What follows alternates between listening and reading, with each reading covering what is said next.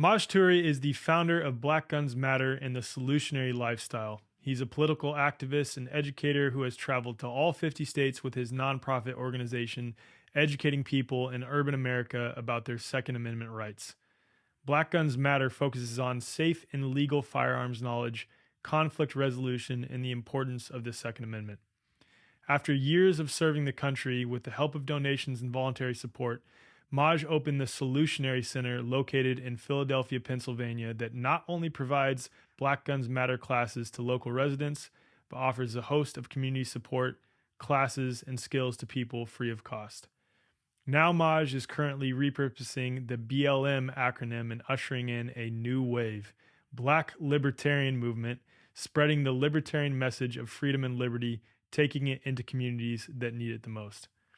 I've appreciated Maj's voice for some time now. I've been following him since well before the whole charade of 2020 and have always appreciated what he has to say. And I'm honored that I finally got the chance to sit down and talk with him. So in this episode, we covered the false dilemma of the political landscape, the sort of left versus right false dilemma, that is, libertarianism and American values, the role of government, voluntarism versus libertarianism, or as I don't want to say that Maj said this, but I kind of deduced this from what he's saying. It's like voluntarism with a nationalist identity. And we also talked about the importance of gun ownership and gun rights. This conversation was awesome. Like I've been following him for a long time, and if anyone who's listening to this has followed Maj, you know what I'm talking about. His perspective is so grounded in just reality. It's so logical. It's so coherent. He doesn't play into the left versus blue nonsense. He calls out both sides equally, and he comes with a very deep perspective. And his whole journey of sort of falling into libertarianism is really cool to hear about. So you're really going to enjoy this episode. And don't forget to check out Confluence, April 5th through the 8th in Bandera, Texas. Confluence is a one-of-a-kind gathering on a regenerative ranch amongst health and freedom community that includes workshops, lectures, regeneratively grown farm-to-table organic food. The whole event, you will be fed, if you come to the event, regeneratively grown farm-to-table organic food. I doubt you'll find another event like that. Music, dancing, camping, glamping, bonfires, and so much more. And of course, it's during the total solar eclipse on April 8th, of which the property that the event is on is in the direct path of the eclipse. So it's going to be magical. You can get tickets at confluenceevent.com and be sure to enter code ZEC10 at checkout for 10% off. And if you want to get a sense of what the event will be like, you can check out last year's after movie, which will also be in the show notes. So if you like this episode, I also have to say, please support Maj and his work. The work that he's doing is so important. The link for that will also be in the show notes as well. I hope you appreciate this conversation. I know I did. Maj offers some incredible perspectives on a number of topics. So enjoy the episode. Listen to the language of the last 3.5 years. Lockdowns, travel restrictions, stay-at-home orders. This rhetoric, written by government agencies and corporate media, speaks to a clear intention, a concerted effort to keep us in place. Fortunately for us, a real grassroots movement, powered by real men and women, can never be stopped. Because mankind will always find the way forward. And this is where it all starts. With the Way Forward's new membership platform, you can connect with like-minded community and like-minded businesses near you by simply typing in your zip or postal code and setting a radius.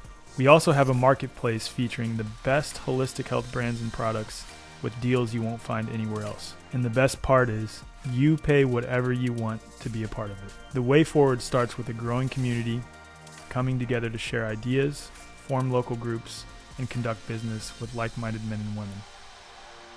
Because if we're constantly being told what to do by so-called authorities, it's easy to feel helpless. But it's essential to know that we're not. Each of us has the power, and that power amplifies when we come together. There are many more health-conscious and sovereign-minded men and women than we realize, and this is where we all meet. Visit thewayforward.com to join virtually, connect locally, and pay whatever you want to be a part of it. This is The Way Forward.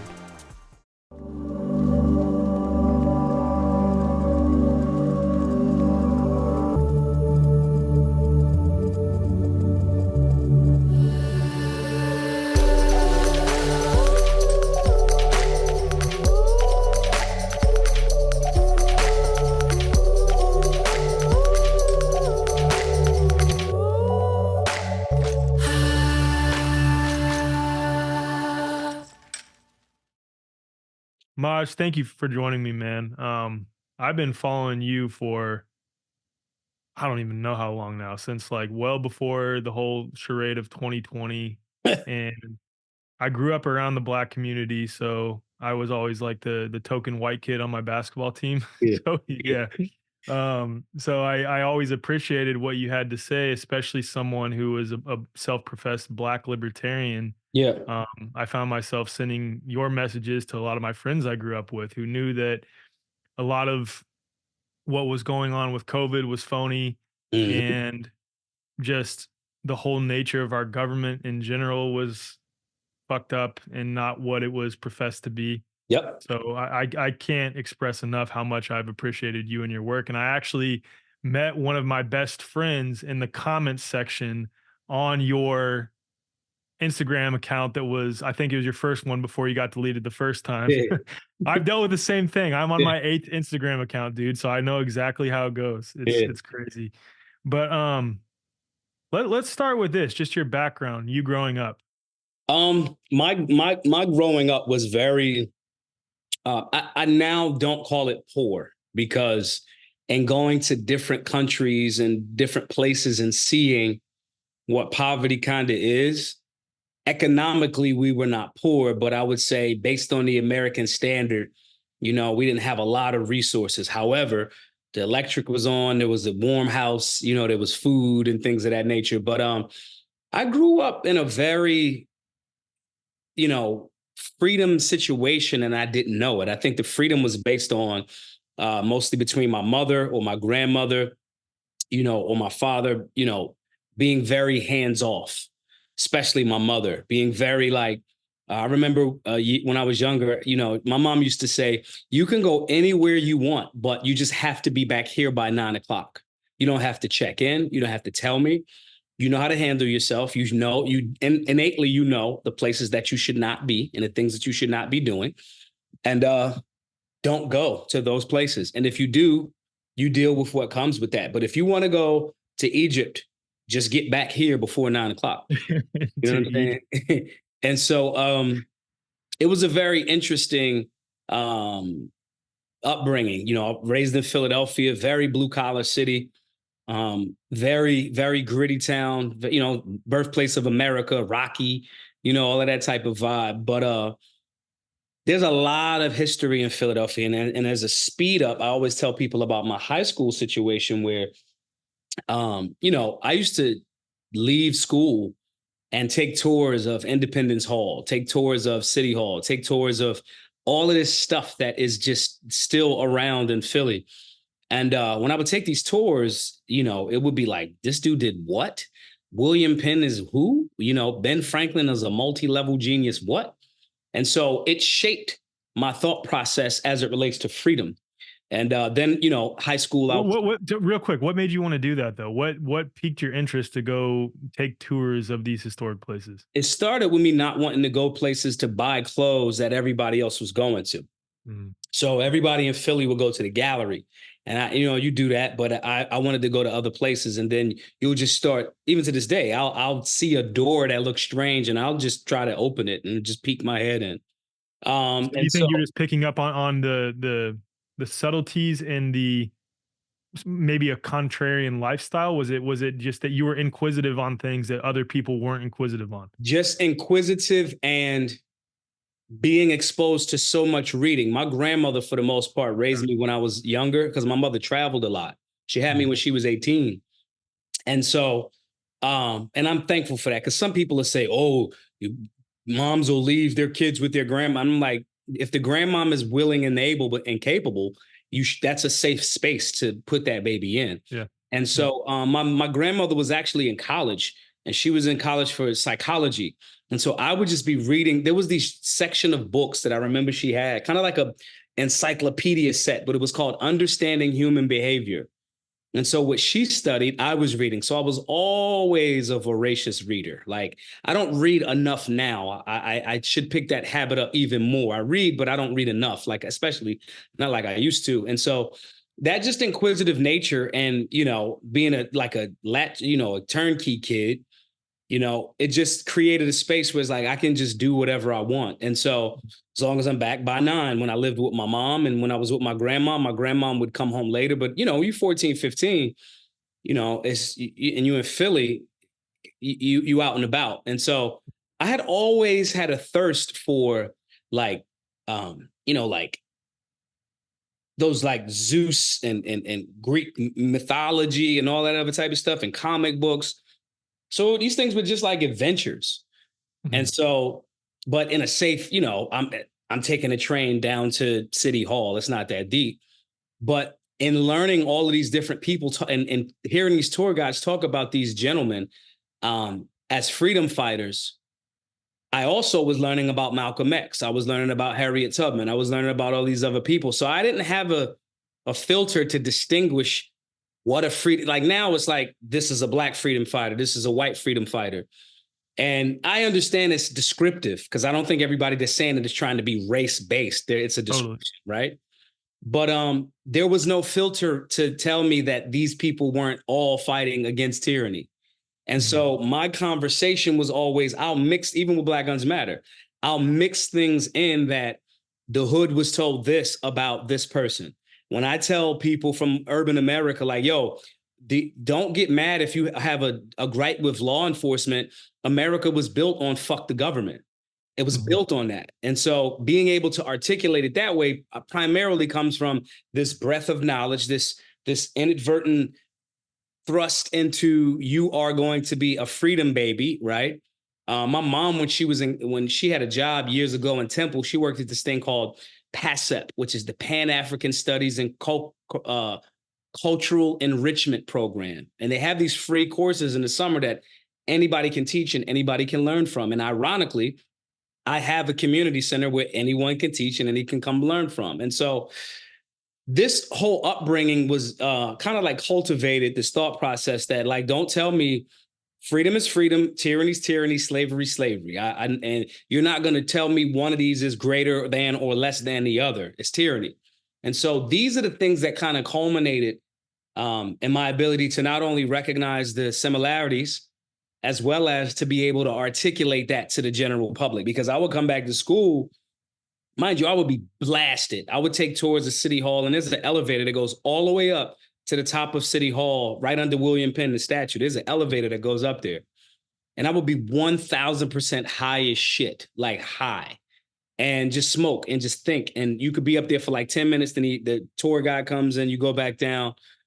But it just allowed me to kind of like look at Philadelphia with so much history, like people that were fighting captivity came to Philadelphia as a safe haven historically, you know what I'm saying? And then they would go to New York and whatever. But during the Revolutionary War, during the Civil War, this was a very interesting place, and the surrounding areas, Valley Forge, and all of these different places. And so I just was inculcated in that. And then being an entrepreneur, being what everyone uses the word entrepreneur, but really you selling stuff, but it wasn't a 4 to 5 business, but selling weed was always like a universal thing. Like everybody smokes weed. That type of person and this type of person and this type, like there's one of those people that smoke. So you met a lot of people doing that too. So it was that's like ironically another way to get more cultured and know different things. Yep. And then I was able to push back, and this is all unintentional. This is just me being outside. And so it's hard for me to say that every cop is bad when I know police officers that have hid drugs for me.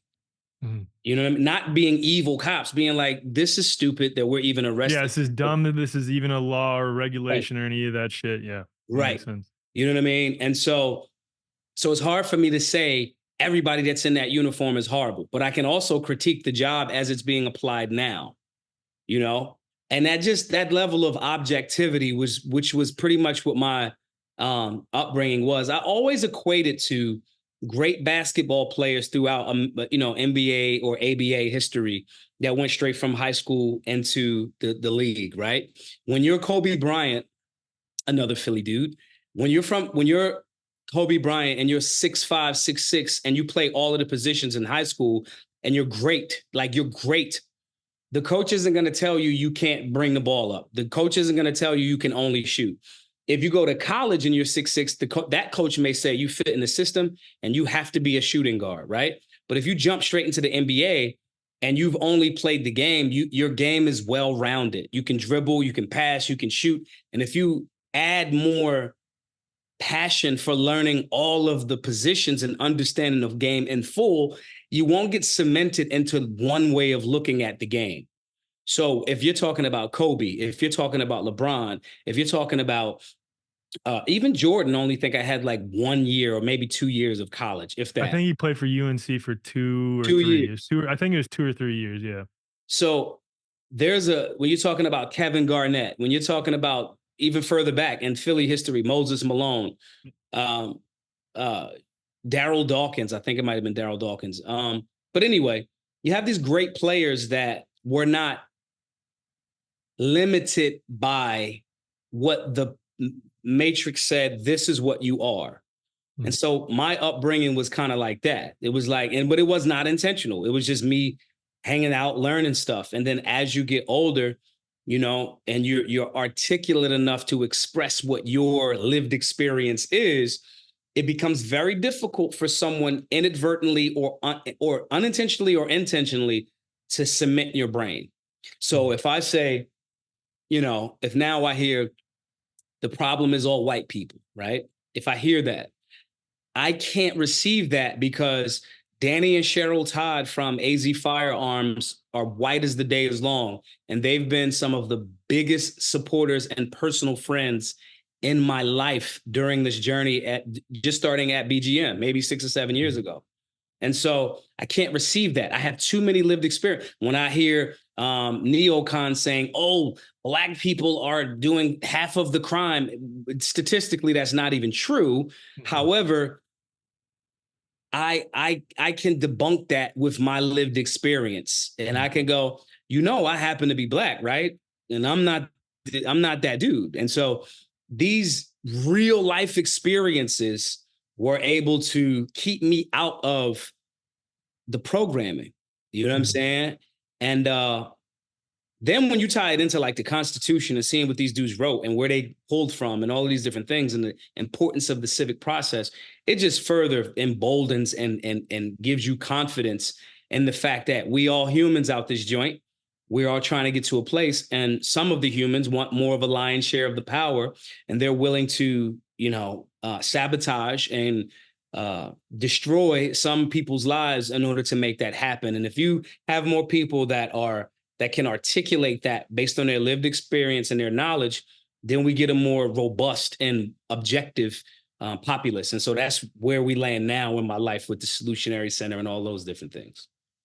Yeah, there's so many threads that I wanted to pull on there. You said something that really caught my ears, I guess, when you were bringing up how you sort of reframed to the Black community that America was founded on fuck the police, essentially, right? Especially because a lot of my friends growing up carried these sentiments of, oh, America hates us. And I could totally understand where that's coming from, right? But especially when it comes to cops, and I've said this before, I've seen cops stereotype. Like I've seen it happen. I've seen it happen where after a basketball game, me and some of my teammates were in a gas station and it was an Indian dude that was a store owner, but he was following us around. Whereas if I went in with just some of my white friends, that wouldn't happen. I've seen it happen, right? But all that to say, I love how you reframe it to the Black community that like, no, these are American values, fuck the police, rather than America hates us. You know what I mean? Like there's a distinct difference there. Yeah, and explaining it that way gets the person more involved in history. Because that person's going to go, Maj, get the fuck out of here. That's not true. And I go, oh, really? Then I introduce them into Shay's Rebellion or one of my favorites, Bacon's Rebellion. And I go, no. Or I take them into the American people. And let me be clear. There were contradictions. There were 1,000% contradictions. And that's another part of the robust conversation. American history is not all black and white the entire time. Sometimes it's clearly black and white. Other times, when you step back from that and look at the elephant, step back and see the enormity of it, you see that it's gray. And so, just explaining that to the person in a manner that they can understand and get behind, I'm going to put you on a historical path. When I tell people black and white people in Virginia burned down the governor of Virginia's house during Bacon's rebellion because they saw that the government, people don't have a problem with Americans, they have a problem with rogue, overreaching government. And not having a civic understanding is what allows rogue, overreaching government to grow. So when I explain that to somebody, they're like, get the fuck out of here. And I'm like, no, seriously. And then I show them, they go, huh. When I say black guns matter, and they think, oh, you only for black people. It's like, no, I'm just going to the area where gun control was started to stop black people from having the means to defend themselves. And then if you happen to be white, they trying to get your shit too. It just started with us. It didn't stop there. And so when I explain that, and then I say, they go, well, no, it just seems like, and it's like, well, do you think that the Black Panthers was a black only organization? And they go, yeah, they called the Black Panthers. I'm like, well, there were white people in positions of leadership in the Black Panther Party because they weren't on just black people. And so these are all teachable moments and information to process, to help people process by sharing it with them from a non-judgmental way. When I say to my law enforcement friends, I love you as a human, your job description right now is a far cry away from what it's actually supposed to be. And I'm not mad at you. You may put the uniform on like, hey, I'm going to catch bad guys. But if you know that I love you, and if I do love you, my job is to make you see the things that you can't currently see. I'm a floor general. I'm a point guard. My job is to help you see the floor differently. And if that's the case, I say to you something like, your job, every day you take the gun off of somebody that is not shooting or robbing someone with that firearm, you're violating your oath to the Constitution. Mm-hmm. Love you, but that's what's happening. Yeah. And your job, the brass is promoting that. And they're saying we got guns and dope off the table. Meanwhile, the founding fathers had hemp farms and unlimited resources as it relates to gun ownership. So these are all just teachable moments that I am an educator. That's really what I am. You know, I'm a gym dude. I like movies. I like music. I like learning stuff via whatever paradigm. And all I do is translate that to people that have not had that breadth of experience and these I've lived a very, very rich life. And I don't mean like $200 million a year rich. I mean, lived experience, health, wealth, travel, meeting people, communicating, reading, study. And so my job as an educator is to translate that to people that may have not had those same lived experiences. And I'm very good at it. That's why our classes are for beginners. It's more impactful for me to break somebody out of the matrix, and 5 of y'all might turn into 5 Neos, as opposed to me talking to a Morpheus. I'm Morpheus, breaking people out of shit, right? And then these people will expand and go into a whole different realm of possibility. And if you have that skill set, and everybody to a certain extent does. Once you learn something and it's boring because you know it so well, after that, you kind of selfish if you don't translate it to other people and help them make their lives better. It's like some of the selfishest shit that you could ever do. It's like almost like saying, hey, I have the key to the fountain of youth.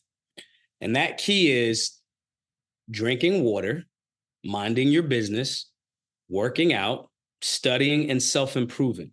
If I don't show people how to do that, I am a piece of shit. And so that's kind of like how I'm able to translate it in that way, because it's the truth too. I'm not lying about the America being founded on, fuck dude, fuck taxes. Like that's what it was. And so as an educator, I have to translate things to people in a manner that it resonates best with them, and then challenges them to step their shit up. I've had this thought before that I think virtually all people are libertarian or voluntarist. They just don't realize it yet. And they've been conditioned to think otherwise in several ways. Yeah. Why do you think there's such a prevalent pull by the Democratic Party in black cities? Initially, the lily white conservatives, when Republican Party was created, lily whites did a very good job of terrorizing black people. And most people don't talk about the lily white section of the conservative movement. And it stayed around. That's one. Two, the Democrats have better PR. I think it was LBJ that said, I'll have those niggers voting Democrat for 200 years, if I'm not mistaken. They're better at it. And conservatives, or so-called conservatives and Republicans, they have gotten into this arguing match of saying what's wrong with the Democrats more so than doing outreach to get people out of that. One of the politicians that I have my critiques, some things I like about him, some things I don't, is Donald Trump. But I think he damn near single-handedly was like, it's bullshit. These guys are lying to you, in a way that people just found relatable. And he shifted perspective as it relates to the black vote. And then Democratic propaganda machines was like, oh man, if you vote for him, they do a very good job of propaganda. What did Joe Biden say again? He said, if you don't vote for me, you're not black. It's amazing. It's amazing. And I'm just like, when I saw it, I was like, first I thought, Charlemagne, you let that man sit there and tell you some shit like I know. That is crazy. It's wild. And then I thought to myself, oh, this is why the Breakfast Club is scared to have me on. Yeah. And then have they ever reached out to you before? They familiar with my work. They're afraid. Because where is Charlemagne again? Is he's in New York or Philly, isn't he? Or New York. He used to be at a radio station in Philly. Yeah, that's what I thought. You know what I'm saying? I think that he is but it's not to attack him. It's just I think he may be coming around, or now it's safe for him to express more of what he knows. But the needle's moving in the other way a little bit, right? And regardless of the reason of a pundit or a politician, they change with the tides. Yeah. And I'm not mad at that. My job is to just change the tide that's going in the direction of liberty. But that Democratic Party PR machine is amazing. And they got an endless bag of money to convince people to say shit that they don't believe in. You got they're like the drug deal. They're like Pfizer. Pfizer just gave Travis Kelce like $20 million. I think he makes more from the Pfizer COVID vaccine thing than he does from football. My point in saying that is they're better at propaganda. They got a bag. And the general public has not been informed by the liberty movement to the extent that we are going in the direction of, nor the actual conservatives, nor by those. So, and the Democratic Party doesn't leave the community. The more right side of the aisle doesn't really show up there. The Democrat Party kind of hovers all of the time. And since they got a lock on the conditioning and the programming, they can surface and show up every so often, 2-4 years, depending on the election cycle. But it's a smart, like when people say Democrats are dumb, and it's like, no, they're tactical and they're lying. And they don't have anything of value historically to really add that we can show that was a consistent boom generally for these communities. But they're better at tactics. Imagine the game that is so rigged that they can have people believe that 81 million people chose Joe Biden. Their propaganda machine is so great that people are actually still promoting that Joe Biden is doing a good job. In the face of 3 years and some change of what's actually happened, right? And this doesn't mean it's just a Democrat or just a Republican, because Congress is complicit in, not reining in the Fed. You guys did that. Y'all keep kicking the budget can down. As far as I'm concerned, if I'm being brutally honest, I question the integrity of every single election ever. One, and then two, has there ever been a president or a presidential candidate who's gotten up there and said, I will abolish every single 3-letter agency and I will end the Fed? Besides maybe Ron Paul. Ron Paul, and you see how they converged on him. Right. That's what woke up a lot of the conservatives to the problems with government is 2012 when he was running against Mitt Romney, and no one wanted Mitt Romney and Ron Paul. It made no sense. It should have been an alley-oop. Yeah. A layup. Yes. And a fast break layup, wide open. Finger roll. The general public just doesn't know what to do and start locally. That's where the educational component starts in. It's like there's no one that listens. Let's say if somebody, one of the viewers happens to be a Democrat that's listening right now, they know that I'm not telling them you a slave on the plantation. I'm not doing that. I'm not judging them. I'm saying you're an American, you're a human just like me.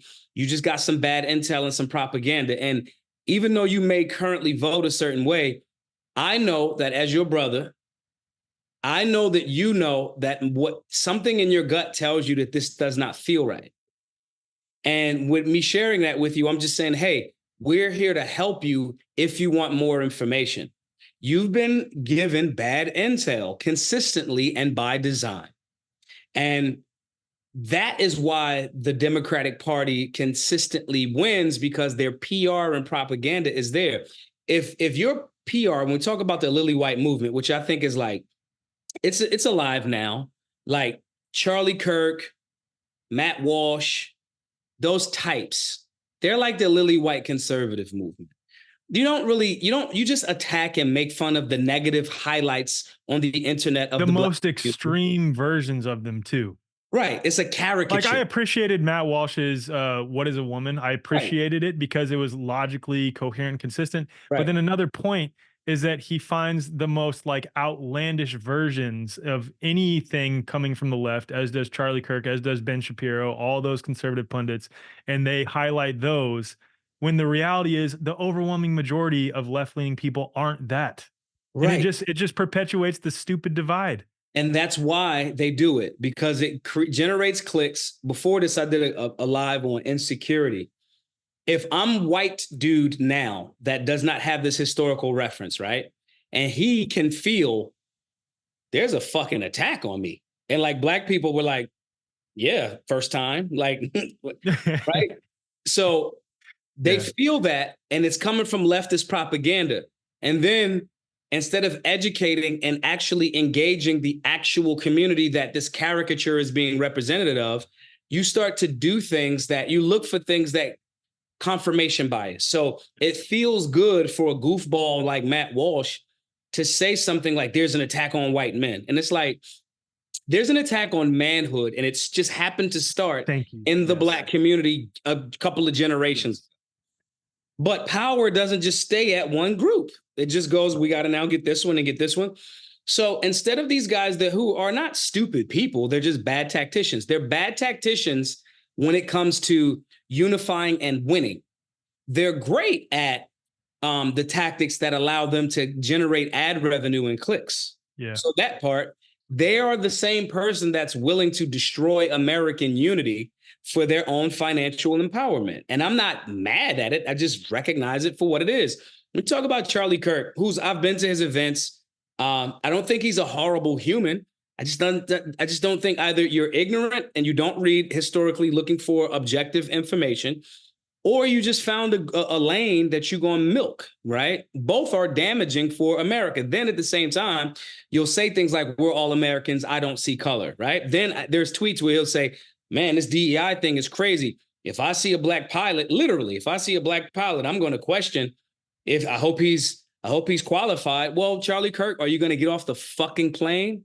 No, you're not. Because if I catch an Uber and I think my white or Spanish or black driver is drunk, I'm catching another Uber. I'm not just talking about it on Twitter.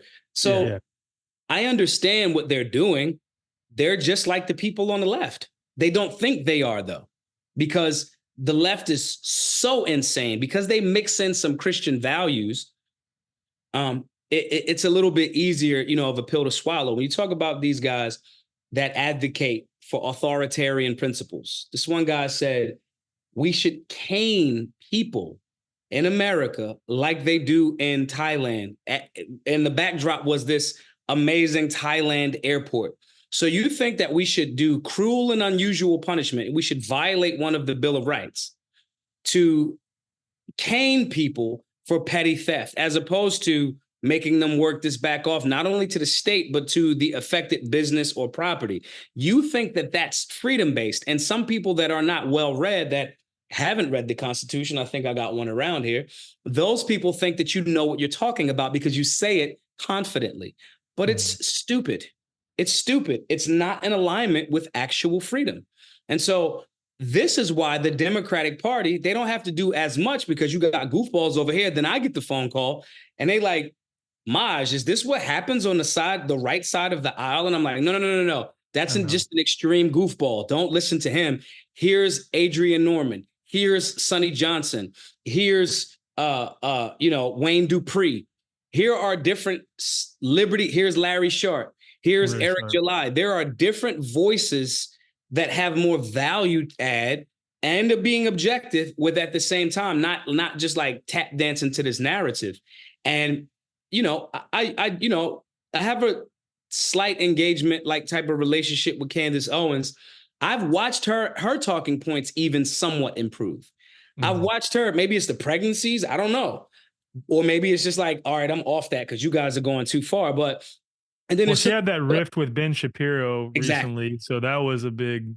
So right after she starts not going with the pre-approved talking points, now it's, she just is this. And that's a perfect example of it. And I've done Candace's show. We disagreed about the Colin Kaepernick situation and other things, but it never felt like it was this rude, whatever thing. And so there's a difference as opposed to people like Brandon Tatum. These people, listen, bro, the answer is education and information. These people do not look at America, where I live and I love. There are so many amazing things about America. However, we cannot ignore that some things were systemically racist. That's not me like sounding like a leftist. It's me saying if gun control literally was like everybody but the blacks, well, what the fuck? Like, I can't not call that racist. It's like, no, it was started for that. No different than, I got Italian homies. It's like the biggest lynching in American history was Italian Americans. It's not me making it up. They used the whole Italians are the criminals and the gangsters to get the National Firearms Act. Like, this ain't me pretending. It just becomes, if we can acknowledge that and then go, we should overturn these things because they don't work and they were race-based, and we get back to the actual freedom that we say we're about. And there's such a huge difference, right, between acknowledging systemic racism. And I'll give you an example. I grew up in Kansas City. In Kansas City, there's this street called Troost.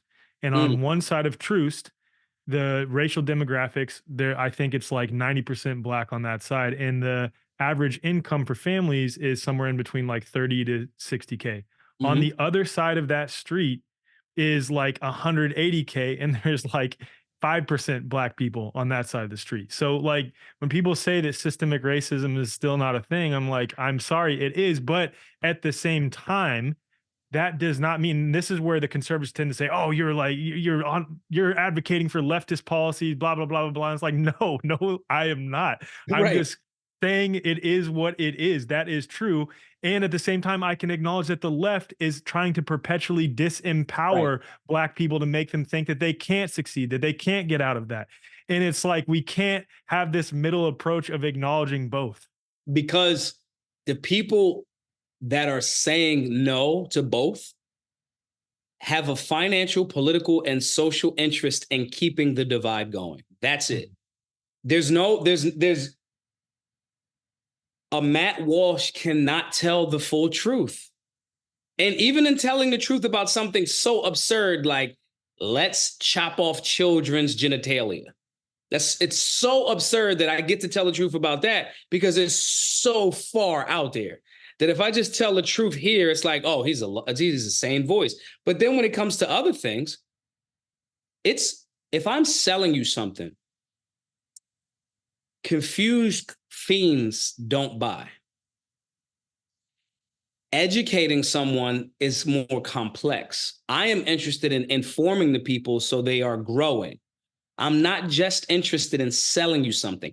It's easier for me to sell you something if I make you upset at the other team. What I don't tell you is the other team is other Americans. And the other Americans, now you're not fighting for America. You're fighting against the other Americans. And it literally divides a house. So if I was just trying to sell shit, ad revenues, put all of my great information behind the paywall, Yeah, I can see why they would do that. And that's what they're doing. So it's not like a diss to these guys. It's just like, look, guys, if you go on a website and if they have a funnel, the funnels are the thing now. They're funneling you into buying something. That's not a diss. It's not an attack. It's just what it It is is. what it is. Yep. They are funneling you into outrage. And if you step outside of their propaganda, they have an interest. The new superpower, but that model, this is where I think that Candace is ahead of the curve a little bit. The general public is seeing it. And that model is not going to be very viable for very long. The people that can generate resources through education courses in a nuanced way, in an objective way, in the next 5 to 10 years, especially with the advent of AI, Chat GPT, those people will be very, very wealthy, and me too, will be very, very wealthy by maintaining their principles of objectivity. And it's just what the universe does. And it's not because the left is stupid or the right is stupid. The universe expands and contracts. That's what happens. And so the people that can be ahead of the curve and become more objective, we brought up Charlemagne. He's starting a political network where they talk about political things, and he's advocating to have more people on the right. It's just another hustle, and it's smart. I'm not mad at it. I'm a free market enterprise, dude. The point in saying that is it's not necessarily these people's fault. It's no more their fault than it is when we get mad at rock and roll groups or hip hop groups or the movie industry for putting out violence, sex, drugs, rock and roll, sex, whatever, right?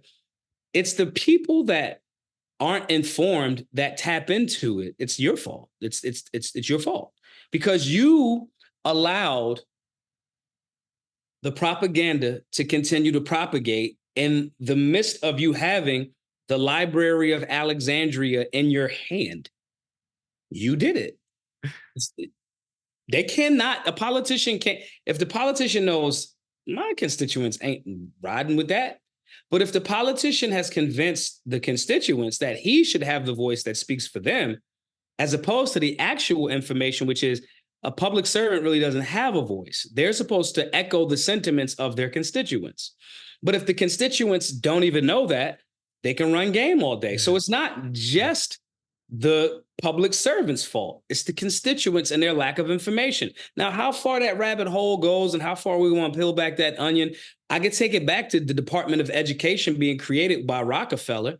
For, we can go there. Or that our whole Western education system is based on the Prussian system of education, which is overtly, explicitly stated to create obedient slaves to the state. Boom. Yeah. So in doing so, we can acknowledge and diagnose it, but then at a certain point, we have to start applying the information. That's why for us on Solutionary University site, civics class, basic firearms class, understanding imminent threat class, family firearm safety, stop the bleed, things that are basic things that we can continue to generate resources, continue to inform and educate more people so we're ahead of the curve. The general public, the massive amounts of people that will watch this podcast are 100% tired of the binary. They may not know how to articulate it. I get emails, DMs all of the time. Bro, you were saying exactly what I was thinking. That's my skill set. I'm a translator. Yeah. When the people are informed, they can articulate then don't let them fuck around and take a Toastmaster class too on public speaking. Oh, it's over. Don't let them then get some financial literacy under their belt. Don't let them then go to the gym and the range on top of that. We will be building powerful Americans that are like, fuck this government. The government's supposed to serve us, not this bloated, overreaching thing that we have now. That's the next challenge. And I contend, because this is a problem, it's a massive problem, the people such as myself that are ahead of the curve and creating things around that, those people that can solve serious problems that Americans have, and that lack of education, that lack of understanding, that lack of contextual understanding, those people that solve those problems will get rich in the process of doing it. It is a conscious and empathetic, beautiful free market capitalism or free market enterprise that I think all of these people can get stupid rich from. Then you create jobs, then this, and it doesn't have to be, you got to be this poor, righteous teacher type thing. Them days is done. The general public needs the information. It's a serious problem. And the people that can give nuance and balance and that are strong enough to accept that for a little while, you will not be invited to the parties on the blue side or the red side. That's cool. The purple side, the libertarian side got some cool parties too, and the parties will be, hey man, we saved our city. Hey man, our tax dollars are actually being used for this thing. Or, hey, we got rid of that ordinance. They're done. They're gone. Yeah. Right. We got rid of that. And so this is the next phase of where we're going. And in turn, it'll not to sound dramatic, but it might be the actual medicine that saves America. If you're enjoying this episode, please consider sharing it with at least one friend or family member who you think could benefit from hearing it. You help us grow and reach more people by sharing it with those around you. Also, be sure to head to the show notes to check out our membership offerings, membership marketplace, and more. We all know that Big Ag is poisoning our food supply, and Big Pharma's so-called medicine is straight up poison. What most people aren't aware of, though, is that most supplements are also filled with artificial sweeteners, dyes, GMOs, glyphosate, and a host of other toxic ingredients, even many of the more natural supplements. My good buddy James Benefico dedicated his life to crafting the world's cleanest, most nutritious organic supplements after a pre-workout energy drink caused heart palpitations so severe that he almost landed up in the ER. Organic Muscle was born, revolutionizing sports nutrition by using exclusively non-GMO ingredients from USDA organic farms. Since then, tens of thousands of people, including myself, have leveled up their fitness and their health with Organic Muscle's award-winning natural pre-workout. There's no jitters, no heart palpitations, no itchy skin, just nourishing organic food and herb-based ingredients for clean, sustained energy, strength, endurance, and recovery. Numerous studies have shown that Tonka Ali is the most effective herb in the world for naturally boosting testosterone levels. And we know that testosterone levels are depleting all over the world because of what's put in the food supply, what we're exposed to. Organic Muscle has the world's first fully organic Tonka Ali supplement. I only support and promote things that I actually use, and I can say I legitimately use Organic Muscle products. Use code FORWARD15 at checkout for 15% off at organicmuscle.com. So many of us dream of buying some land, growing our own food, and becoming self-sufficient away from a society that's gone completely mad. What if it's easier than we think to make that dream a reality? Siblings Jamie and Shelby over at Living the Off-Grid Dream have cracked the code to getting land and living a life of freedom. They'll show you where to find land for $1 down. That's right, $1 down, with low monthly payments, as well as how to structure your vision for a homestead, retreat center, regenerative farm, or community. It's one thing to have food, water, and land security, but it's an entirely different thing to have the financial security to buy the land and build it out in a way that aligns with your goals and aspirations. Their program teaches you how to make enough money on your land to cover all of your costs to make that happen.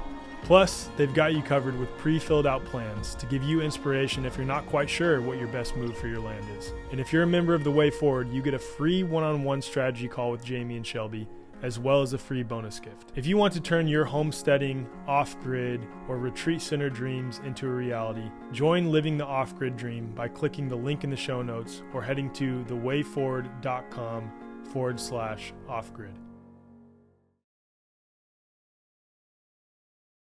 I know you, like me, question the integrity of, let's say, at least elections at a federal level. Mhm. So how do we simultaneously work to implement libertarian ideals in our communities and get people to understand the importance of liberty itself, and even going down the path of voluntarism, which I consider myself a voluntarist, which is also hilarious because I went to West Point, was indoctrinated by the world's preeminent government indoctrination camp, served as an Army officer for 5 years, and I don't know of any other Army officer who is now totally voluntarist. But all that to say that it's like reconciling that the whole country is caught up in the left versus right dichotomy, right? Like overwhelmingly, but more and more people, but many of those people don't even realize that it's all bullshit, or they know it's all bullshit deep down, and they just don't know any other alternatives Yeah. outside of like, I need to form an identity around this politician or Yeah. this politician and give all of my energy and my money towards him in the hopes that I can be free. Yeah. How do we reconcile all of that election integrity throughout history, if votes even matter, and help to shift the pendulum towards true liberty in our Yeah. community? It has to be initially decentralized and um like education and information. It has to be, it's reverse engineering of the programming. If you've been told every 4 years, super duper focus on the presidential joint, and you don't even talk about your city council, we just reverse engineer that. We show the examples and importance of a town hall meeting, the importance of seeing politicians go, oh shit, and shift their narrative based on what their constituents want. I'll give you a perfect example. In 2020, when the whole like, oh my God, you're gonna die if you don't have on a mask thing happened, right? Walmart, they wouldn't let you in initially if you didn't have a mask on. Then what started to happen in Walmarts all across the country, predominantly in the South, security guards kept getting the shit smacked out of them because there were people going like, no, and you're not gonna, this is the only store that's in town. You're not gonna tell me I can't go in here. And so there was beef like all over the country at Walmarts, and security guards en masse were getting smacked in the face. Walmart changed their policy. And right after that, Walmart started just handing people the masks when they came in. It wasn't, you got to get out of here if you don't have a mask. It was suggested. They tried the mandate. They tried to suggest you and coerce you into it. The general public, a lot of them was like, no, they stopped. And in stopping, it was just based on the people mostly having the gut, but there were a lot of voices during that time was going, this is stupid. This doesn't work. This is cap. And that was a form of information. And the general public picked up on that and they resisted. And you don't need half of America to resist. Only 3% of the shooters in the American Revolution. Like, you only need like 3%. So, And all that it requires, real quick on that, is I love what you're saying, and I got to jump in because this is what I've been sharing on my social media for the last 2.5 years, and people somehow try to twist it into me being pessimistic and demoralizing in saying that, look, I don't think at the federal level at all that there is going to be a solution. That's all a distraction. Fuck all that. We don't need to focus on it. Rather, understand that if all of us, just the small subset that is the freedom movement that is continuing to grow, simply just said no, that's and it. that's it, just said no, and understand that we have the power individually and collectively, and the government is akin to the small fat dude behind the curtain in the Wizard of Oz, and if we just said no and lived our lives accordingly, they would have to adjust. There is far more of us than there are them. And the whole system is designed for states' rights. You might just have to fight it in court. But it's kind of just like, nah, we just live here and we want to do this. And it's great if y'all want to do that over there. Cool. Yeah. We live here though. Right. Then if it's happening right now in Texas, the federal government, and some of it looked like it's cap a little bit, but for argument's sake, Texas is like, hey, we got to barbed wire this shit up. Like, sorry, dude. And the federal government, this is literally the whole point of the 10th Amendment. This is like the whole like Articles of Confederation, like, yo, do we really need this super over-imposing centralized federal government, right? It's cool for a unifying force as long as it's not overreaching, but now it's overreaching. And so the people of Texas are just going, no, no. And you can cut it off and we'll put it back, and you guys can cut it off again and we'll put it back, and that's what it's going to be. And that's what it's going to be.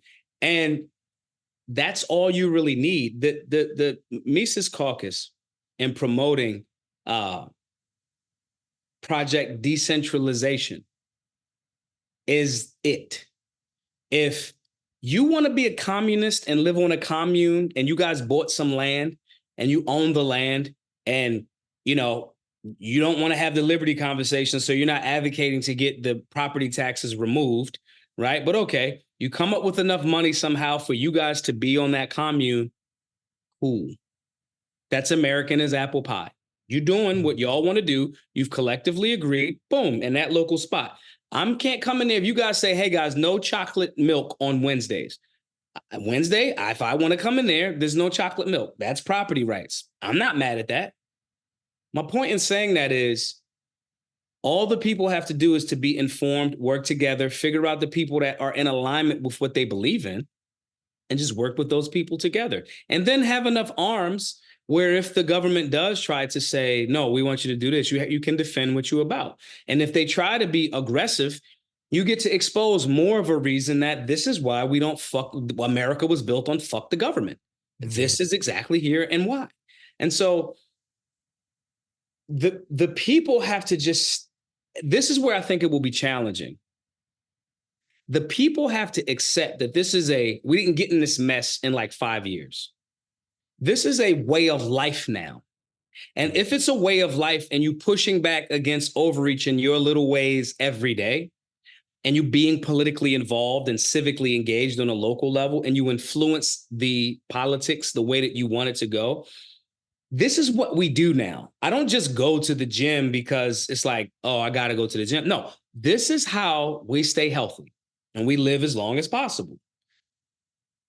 If the general public will accept that, this should be over. The rumble will be done. However, I'm not to sound nihilistic. I do not know if the general public has gotten uncomfortable enough to say that's enough.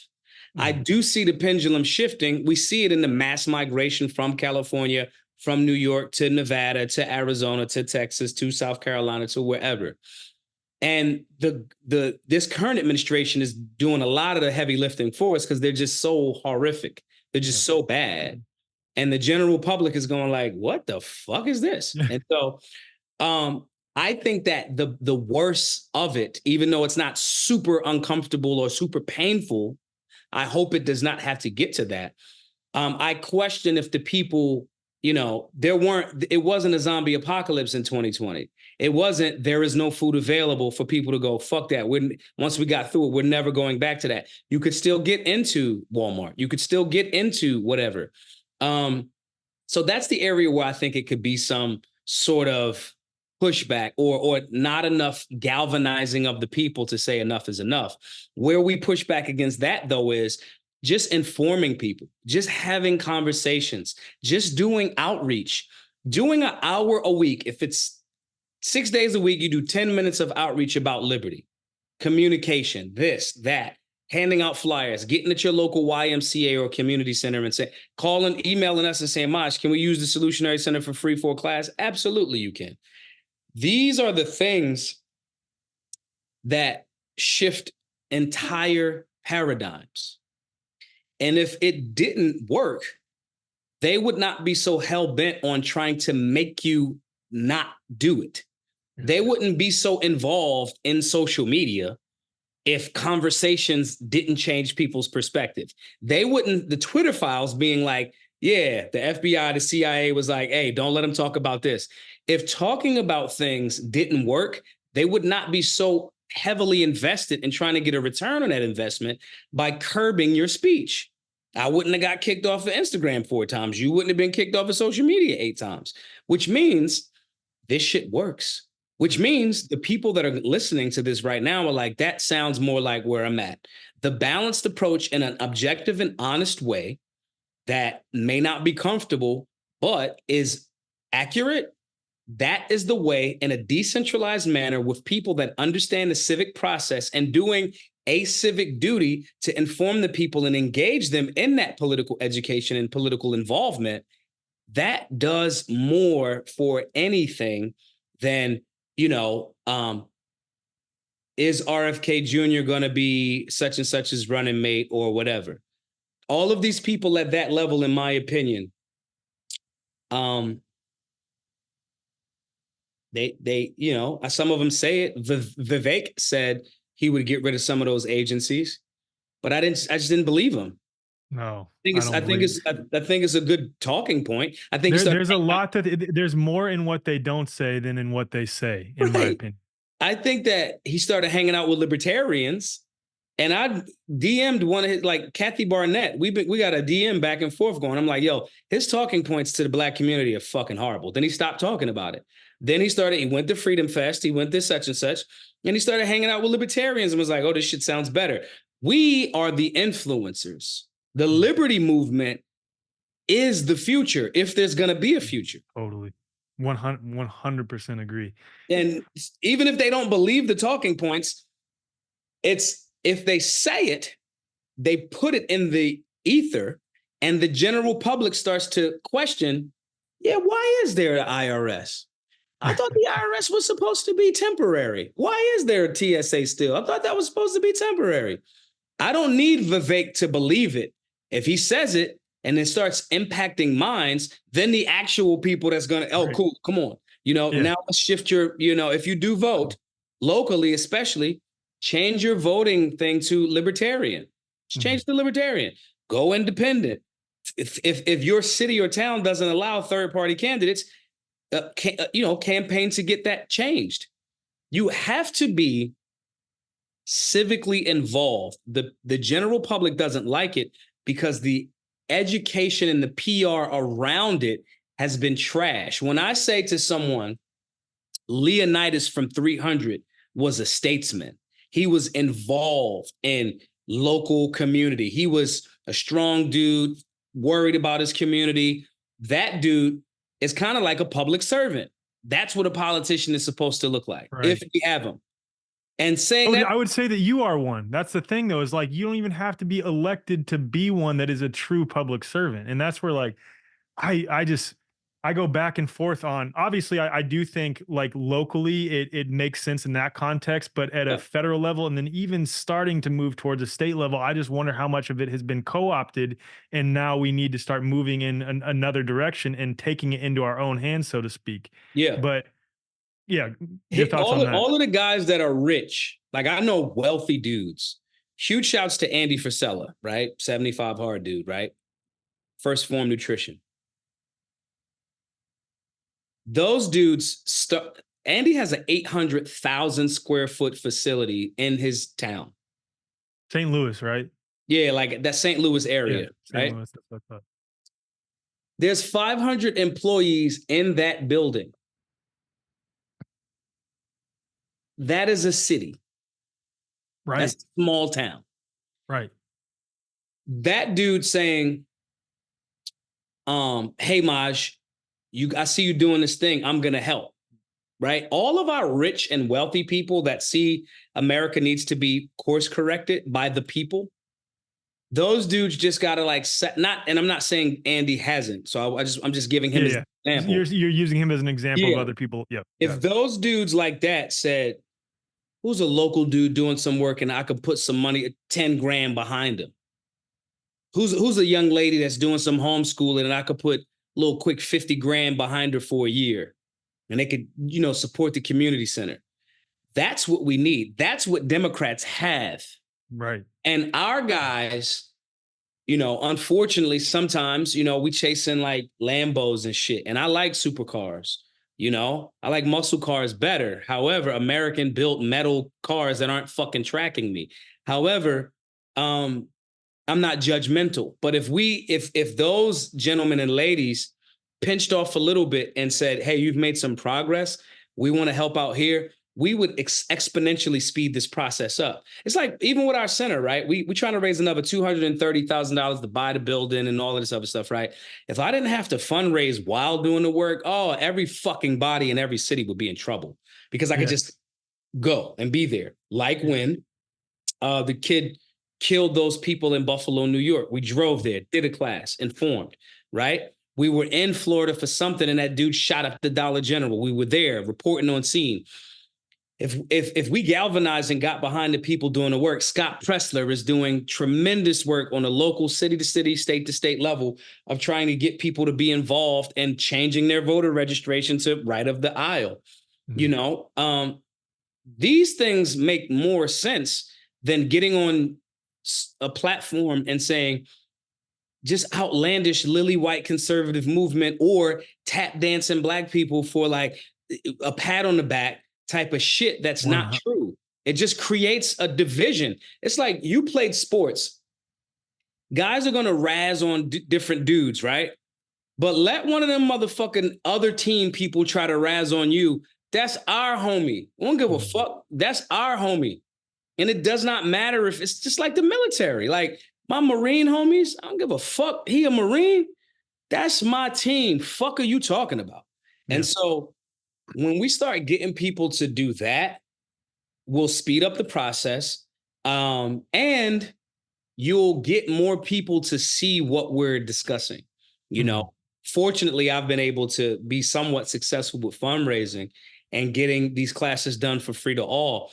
There's never any person that came to any event of mine, and a lot of them were anti-gun when they came. There's never anyone that came and left and was like, yeah, I'm still anti-gun. It's not going to happen.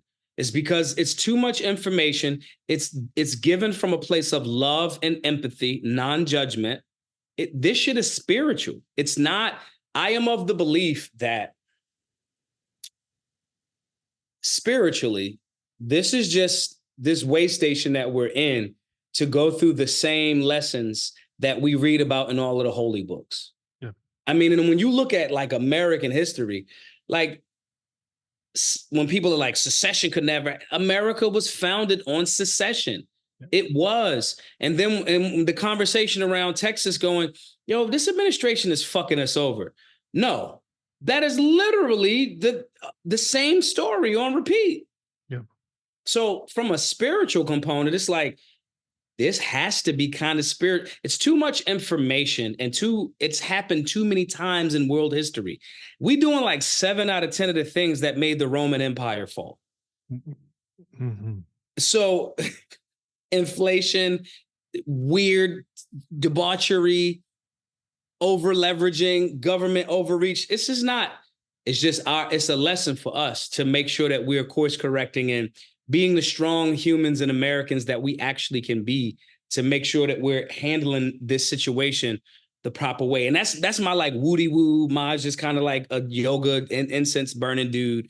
You know, somewhat, but I do think that it's a battle, and I do think that it's political. A spiritual battle. It is. And I think it's based on like us just utilizing civics and discipline and balance and individual rights. This is philosophical, you know? And so if we look at it from that perspective, I think you'll get more men, especially not limited to step up and kind of be like, nah, I gotta be involved in this. And my community, my family, my own self gets improvement from my engagement from a disciplined, respectful, and empathetic, freedom-based way. Yeah. I want to talk about Black Guns Matter. I want to talk about just gun rights in general and when violence is justified and get to that. But before we go there, I want to talk about American values. And I'm going to tie this into the Colin Kaepernick situation for a specific reason. So I think that Colin Kaepernick, of course, was paraded around by the left after the fact of what he did and all that stuff. And I don't agree with any of that shit. But the instance itself of him kneeling, I looked at that instance and like, there's someone, this is my opinion, I might catch flack for that, and that's okay. But in that instance, he had actually consulted with someone who was in the military, who served in the military, right? First off. And many of the people who get upset with him kneeling would also acknowledge, yeah, you know, the military, really what they're doing is they're doing that for bankers, and they're doing that for like multinational corporations under the guise of fighting for freedom. So all that to say, when Colin knelt, even as a veteran, like I don't take that as disrespect whatsoever, or as someone who was in the military at the time, I didn't take that as disrespect whatsoever. I look at it as someone who is acutely aware, or of anyone who doesn't stand, again, given the right context, of someone who's acutely aware that no, that flag represents the cult of statism versus American values. And those are two completely different things. And I think that the government is very clever when it comes to the right in getting the right to be patriotic in the sense that they are then self-identifying with the authoritarian governmental system rather than American values. So all that to say, as a preface, what are American values to you? So first, American values currently. What, like, your idea?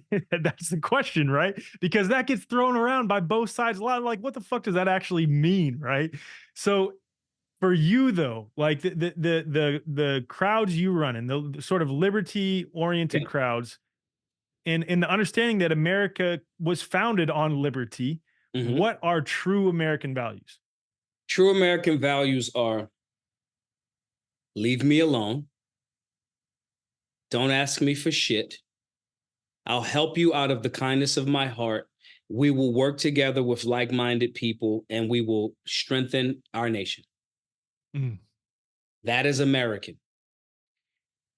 But I want to go back. The people that talked about Kaepernick, right, for taking the knee, had nothing to say when Tim Tebow took a knee. It's a contradiction. America, because of the duopoly, this is why Washington and a lot of the founders were like, don't do a party system. The argument is about not the standard being upheld. The argument is about, did my guy do the thing that I can get behind? When I used to be a hip hop artist, and what I noticed about doing shows in America, right, was when you do shows in America, it's harder to get a good response from the crowd because the person in the crowd thinks they're the man, or the dude that they're with that's going to perform next, he's the man. So I can't give you that much fucking love. When you do performances, I don't care if it's an open mic in different countries, the people in the crowd recognize that I'm a fan of music. And if they do a good job of music, then cool. They don't have an allegiance to a team. Like, and you're being on stage is fuck you. You're not on my team. yeah, yeah. This is what it's being turned into, and that part is wrong. And so that's where that divide happens. But as far as the ideals, we have to be vigilant in our communication of what our meanings, context, and nuance is. When Kaepernick first kneeled, he did an amazing 3-minute interview from the locker room that explained it. He talked about, I spoke to a combat vet. I was expressing what this is. This is not about disrespect to the military. He literally said it. Yep. Literally said it. This isn't about being disrespectful to the flag. This is using this moment to bring attention. Because during that time, it damn near was like, we couldn't get a week without like the media highlighting some black dude got murdered by the police. I was like, what the fuck? This is like actually really wild. It was like 3 in a week. And I'm like, oh shit. And not to go off on a tangent, do you look at that like they're trying to, obviously those events happened, right? Mm-hmm. Like they happened. Yeah. But do you think that the media hyped those up in an attempt to create more racial division in I don't think it's racial division. I think it's them going, if it bleeds, it leads. I think they're doing the same thing that Charlie Kirk does. Got it. This is going to get people talking, and they'll add revenue. They're just irresponsible, and they don't have to be. They're not beholden to us. They should be, but they're not. I get to talk about whatever the fuck I want to. It's my network, right? Do they have a moral calling to recognize? It's like, I know some journalists that have journalistic integrity. Adrian Norman, who I named earlier, is one of them, right? And I'm just going to say it up. I'm balls and strikes, bro. Like, it is what it is. I don't think that that's in this new age of like clickbait. I don't think that everyone shares that moral conundrum. Mm-hmm. I think that they've made a decision to just go, we go on the TMZ route. We don't. And ironically, I think TMZ, for fear of being sued, becomes more objective, not because they think it's the right thing. Which is crazy. Which is wild. The gossip tabloids are like, wait a minute, guys, we can't get sued. So let's be objective on this one, right? I didn't mean to go off on a tangent. But it's a real thing. And I think that they were doing it that way. And then both sides said it's racial, right? When I worked at the radio station, I had a show. The managers would always tell me it's called split the audience. Instead of educating them and telling them this is this and give them my perspective so much, they wanted me to make the audience call in and argue because more people would tune in. It's called splitting the audience. That's what I think media is doing. I don't think that they are evil. I just think that they are like politicians. Who are their donors and their biggest ad revenue people, and what is their politic? If you're Fox, they're skewing a little bit more left here lately, but that's their donors. That's it. These are our donors. That's it. When you are the person that is objective, you almost get frozen out from both sides because like my presence, if I go on a leftist narrative, leftist narrative media outlet, I'm going to destroy who is ever in front of me disagreeing with me respectfully. So it's like, do not fucking touch him, Breakfast Club. Right. Fuck no. He can't on an and they can't paint you as a conservative. They can't paint you as like an Uncle Tom or any of that other bullshit. They can't say that because you're not. So like you are more dangerous to their narrative. You're more dangerous to the right's narrative than the left is. That's what the middle path is. And that's why the new superpower and the new wealth will be generated from the people that can translate that and help people along the way. Mm-hmm. So I don't think that the media was going, yeah, let's rile the whites up. Let's rile the blacks up. I think they were like, let's rile each side up. Right. And let's tell our side. And people are clicking and argue. And so when Kaepernick did that, I agreed with it. I was like, yeah, that's American. Yep. You can't tell me I don't pledge an allegiance to a flag. Right. I pledge an allegiance to my community, my family, this concept of freedom and liberty that we can continue to be robust and grow. I align with and am in league with that. And I'm too informed to like get caught up in like this thing that somehow sports events are the beacons for patriotism. First of all, I know that the government paid you guys to start doing this. Right. It's number one. Right. And all of the people that's talking about that shit, right? Okay, cool. When the game comes on, Super Bowl is in a couple of weeks. Before the game starts, in your home, not at the stadium, you are not standing up and putting your hand over your heart in your home. You're not even fucking watching. You have all of this to say about Kaepernick and his knee, but when it's time for you to actually live that life, indeed, you are drinking beer and eating wings and talking about, yeah, man, they're going to kill him. Fuck your team. That's what's actually happening when this song is being sung. Right. So this fake outrage about,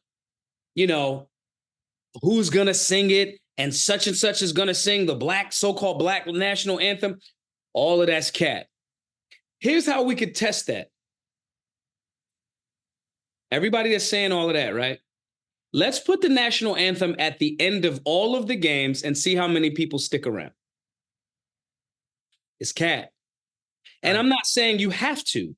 I'm saying pay attention to who's making you argue, who decided that they're going to split you as the audience, because you're reacting to things that have nothing to do with the price of the fucking eggs in your refrigerator. Mm-hmm. I would love for people to be as outraged about the fact that Anthony Fauci is not locked the fuck up. Mm-hmm. I would like more people to be outraged about the fact that the Pentagon has failed its budget, its audit 6 times. I would like for people to be really, really outraged by the fact that Dr. Robert Malone, who has been a voice and saying, hey, I was with the mRNA thing, but what they're doing is not right. Outraged about the fact that he's been damn near silenced across the board. I would like for people to be outraged by the fact that your local government, and depending on what city that you live in, is trying to create a wedge between you and your child by telling them to talk to you and not the parent, like them as the teacher. Yeah, talk to the government, talk to the teachers. Yeah. These are the things that and I again, sports, I've learned a lot from sports, challenging, camaraderie, discipline, the team, 100%. I'm a point guard. However, I play point guard too, by the way. So you see what I'm saying? Like, I got to tell my man, yo, he can't guard you on the left. Look, when you do this, matter of fact, look, when you go in the post, just spin and lob. I got you. It'll be right there for you. because he's slow and he cannot handle when you spend like explaining that. This is a slight sidebar.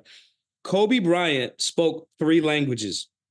Pau Gasol is a legend because of Kobe and them speaking the same language. Kobe taking the time to help him. Pau Gasol is not a dominant center. He's not Shaq. But him helping Pau see the floor the way that Kobe saw the floor is what great players do. And so I just want to explain to people that you're being played. You are 1000% being played. And they've made you walk around with the thing that plays you all day. Use it for the tool that it is and not let it use you. My grandmother used to say, use your head for more than a hat. Like, don't just put the fucking decoration on your head. Use your brain. And so these ideals of what America actually is rebellion. It's rebellion to complacency. And I don't mean being content with what you have and expressing gratitude. I mean, I push back against these notions that government or media or somebody else knows best. If I get to test those theories, I have the freedom to do so, to then challenge that or say, no, thanks, that's not for me. Rebellion in that sense is American. The concept of freedom and questioning and saying, not just going, well, it's been a union since the Civil War, so why does Texas get to secede? Well, they get to secede because of the fact that they're dissatisfied with what federal government is doing. Look, we don't get to just say the science is settled on freedom. It's not. Science, by definition, has to consistently be tested. So when there's consistent tests on our freedom, the science is not settled. It's not. When I say the Second Amendment is the supreme law of the land in America, and there's over 20,000 unconstitutional statutes, suggestions on a city and state level that are direct contradictions to the supreme law of the land as it relates to the right to keep and bear arms, the science on freedom is not settled. Mm-hmm. Freedom and the American ideal is the concept of I'm going to work hard, I'm going to question things and sculpt what is best for my family, my friends, my community, my nation. That's how we get back to what Kennedy was talking about as it relates to ask not what your country can do for you, but what you can do for your country. And we're talking about our countrymen and countrywomen. That is what freedom actually is. It's not, I get an $8 espresso. I mean, you can, and that's cool. Hey, espressos are dope, right? Wi-Fi is lit in Dunkin' Donuts. I'm not tripping. But that's a very surface, consumer-based, homogenized, and prepackaged definition. That's, again, when we are selling to people, we simplify it. A confused fiend don't buy easy. They're trying to make you a fiend. So you push back against that with true questions, true rebellion, and empowering yourself, family, and community. That's what the American dream and ideal looks like to me. Beautifully said. And I think on that last point that you made, I think a lot of the, I want to be careful about this, but a lot of the right-leaning pundits use freedom sounding language, but wrap up authoritarian ideals in freedom sounding language. Yep. Which is super weird to me that people don't see through that. And more people are being tricked by that. That's what's crazy. Because they're really good salesmen, man. I got to give it to them. Yeah. Like saying back the blue at this point. I mean, we just lived through 2000. We just went through 3 so-called winners of death, right? Where law enforcement officers were arresting pastors that wanted to congregate with their congregation. Law enforcement officers in New York arrested 7- and 9-year-old girls for going into art museums without a mask. Why would I back that? And I know some people say, well, that's not all police officers, and I agree. But the concept that the vast majority of police officers aren't going, yo, fuck this. No, it's not happening. So when I say, here's the law enforcement officers that I want to support. homicide detectives that somebody died and was murdered, and they're going to find out and find justice and help this family find justice and who did it and bring that person to justice. Support those dudes all day, and ladies. Officers that are actually chasing crime. Crime is robbery, rape, homicide. And maybe some property rights violations. I am not going to say that law enforcement officers that sit in a car to write tickets and generate revenue for the state, I'm not going to pretend like that's an honorable job. It's not. The best is when a bike cop pulls someone over for not having a seatbelt on. That's my favorite. And your whole life on this bike is no seatbelt. It's crazy. And these are the wildest things. And when people like those neocon pundits, they're not necessarily advocating for freedom. They're just doing the red versus blue thing. They're going, yeah, because the leftist politicians are trying to make a mockery of our law enforcement. Law enforcement themselves have made a mockery of themselves. And there's been so much overreach in certain communities that when people are like, yo, fuck you, man. There's no songs called Fuck the Fireman. That's so true though, right? Like, because I called you because something was going wrong and you came and you got my cat out of the tree, or you like didn't let my whole house burn down, or you got my family members out of the burning house. Salute to those dudes. Thin red line all day. All day. But when you're talking about the police officers a few months ago, last summer, that jumped out on me, pointed a firearm at me, and arrested me for having a firearm. Why would, and the supreme law of the land is the Second Amendment. In what world would you expect an intelligent person such as myself to articulate that I should back that? Why? Right.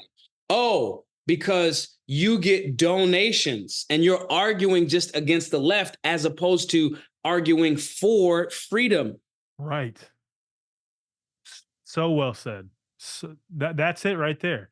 It's wrapping up in freedom language when it's really just opposing the left, which of course is more tyrannical, more communist leaning, right? Of course. Right. But that doesn't mean that the protagonist in this false dilemma of protagonist antagonist situation is actually for freedom. They're just using clever freedom sounding language, which is why the libertarian voluntarist path is, in my opinion, the path of genuine freedom. I have some questions because I want to be respectful of your time first off, and I want to get to the Black Guns Matter, and I also want to talk about the Black Libertarian Movement because that's a clever play on BLM. Yeah, but I want to talk about your thoughts on anarchism / voluntarism / anarcho-capitalism, which are like three nuanced versions of really we're talking about the same thing, and then libertarianism. And I've heard you talk before on essentially voluntarism with a national identity, meaning like I still have an American identity, and you've said you're still for protecting our borders, and I'm starting to lean in that direction as well. I just want to hear your whole take on that. Rothbard, 2 years before he died, changed his view on borders. When he started to see that a country could have open borders, could be used by enemies of whatever country to influence elections, to influence whatever. 2 years before Rothbard passed, he changed and he was like, nah, I see the play, right? So similarly, I think that you cannot say property rights, and I get it because the state is such a fucking mind fuck. I know, and that's where I keep going like back and forth on this issue right there, right? Is because of the state. I don't want the state in charge of protecting the border, so it's. But here's the argument.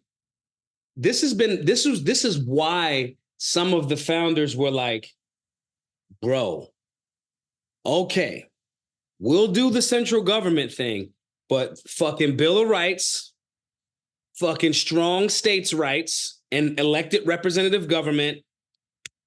And okay, because the weakness of the Articles of Confederation in settling interstate disputes and things of that nature spoke to some of the weaknesses. Now, Do I think that it might have been a better agreement over time if they would have stuck to that? Maybe, but now we won't know. But I understand the reason for that type of compromise. I get it.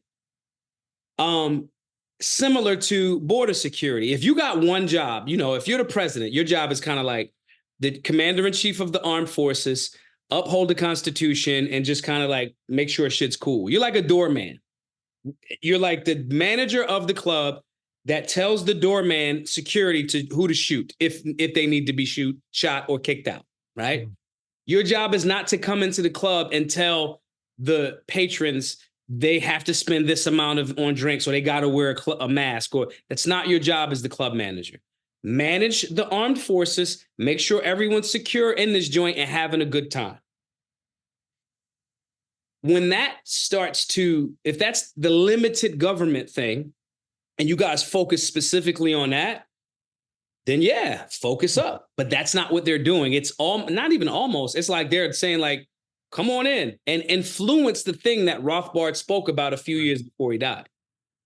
And so I'm not a fan of saying, because I understand the human condition. I absolutely want to just go hang out in Japan for like 6 weeks without a passport. And when I leave, I leave. I'm bringing dollars. I'm respective of the laws here, so forth and so on. But rights have to be reciprocated. So if Japan is like, fuck you, fill out your visa and get the fuck out of here when it's time for you to get the fuck out of here, right? That's their rule. As a respecter of property, the argument is between, well, who owns the property? Is it the state or is it the people? And I get that. But stepping back and going, if this could be weaponized, I want some more control over it because I'm in here. The solution, especially with where we are within the context of history now, like, because in an ideal world, right, in a truly voluntary society where everyone's on the same page, right, you wouldn't need any of that. But right. To get to that point, which is where we want to get to, right, we want to get to a fully voluntary society where everything is based on mutual agreements and interactions. But if we want to get there, then we have to understand that there are people that aren't even close to that are in fact trying to make it go the exact opposite direction, that are infiltrating that. And that's before you even factor in what rogue agents in this so-called deep state have done to other nations, and they're mad about it. Right now, right the fuck now, we are droning in, but motherfuckers been in Syria the whole time. So now you got mad people that's like, yo, fuck y'all. I remember Dave Smith said a joke a while back, and it was so spot on. He said, Americans were so oblivious to what its government was doing that if you would have asked Americans on 9/10 instead of 9/11, if you would have said, what do you think that some of these Muslim countries feel about America? And the general response would have been that we're awesome. Like, what the fuck? Right? And it's like, then it happens. And then the pundits say they hate our freedoms. No, they don't like your overreaching government fucking with them and their way of life. The people in Afghanistan said, fuck you, and we're fighting for our way of life for 20 years. Mm-hmm. When you could have just not done that. But this expansion, you stopped being a constitutional republic, and now you're trying to be an empire. And so empires, unfortunately, do empire shit. And when Xerxes shows up, trying to expand the empire, and there's a few motherfuckers from insert whatever country, it's a few 300, that's like, fuck you. I can't get mad at them. Now it looks like I'm advocating for fuck America when I'm going, no. Not my countrymen and women. The people that are running this shit that have not been thoroughly vetted through civics and so forth and so on, that are deep state operatives that are doing shit, conflicts or wars by proxy. It's not in alignment with that civics. Congress didn't fucking vote on this. We didn't say this is okay. Right. So now I got to do the defense thing on the border because some people is mad that your fucking government did this thing to my entire fucking village, and there's no way. Which at the same time, like, speaking of empathy, and I've heard you talk about this before, like, I've said this. Let's pretend that the border situation is not inflated by leftist propaganda, and then the right then uses that as fuel to like inflate it and say, oh my God, we're like, we need to arm ourselves. We're so fucked, which like, I think there's a lot of fear tactics around it on both sides. My point is, let's pretend for a second though, that you are a Muslim who is peaceful that lives in Afghanistan or Iraq, right? And your whole family was just obliterated by Hellfire missiles from an Apache helicopter. And you just witnessed the week before the same thing happened because they were allegedly trying to get some bad guy, right?